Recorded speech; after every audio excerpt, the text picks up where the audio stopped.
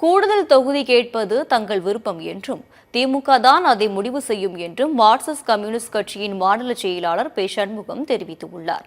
2026 திமுகவுடன் கூட்டணி என்பதில் உறுதியாக இருப்பதாகவும் சென்னையில் செய்தியாளர்களிடம் பேசிய அவர் கூறியிருக்கிறார். அதாவது பிஜேபி அதிமுக ஒரு சந்தர்ப்பவாத கூட்டணியை ஏற்படுத்திக் கொண்டு அந்த கூட்டணியை வலுப்படுத்துவதற்கான கடுமையான முயற்சியில் அந்த தலைவர்கள் ஈடுபட்டிருக்கிறார்கள். ஆகவே அந்த மதச்சார்பான அந்த கூட்டணியை தோற்கடிப்பது என்பது வரக்கூடிய தேர்தலில் மிக முக்கியமான ஒன்று. அதிமுக பிஜேபியை கூட்டணியை தோற்கடிக்கிற வலிமை இப்போது இருக்கக்கூடிய அரசியல் சூழ்நிலையில் திராவிட முன்னேற்ற கழக அணிக்குத்தான் இருக்கிறது.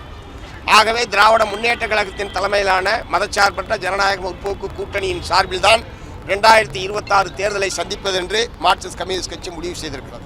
அதே நேரத்தில் 2026 தேர்தலில் மார்க்சிஸ்ட் கம்யூனிஸ்ட் கட்சி கூடுதலான இடங்களில் போட்டியிட வேண்டும், கூடுதலான எண்ணிக்கையில் சட்டமன்ற உறுப்பினர்கள் சட்டமன்றத்திற்கு செல்ல வேண்டும் என்று நாங்கள் தீர்மானித்திருக்கிறோம். அதற்கான முறையில் எங்களுடைய அணுகுமுறை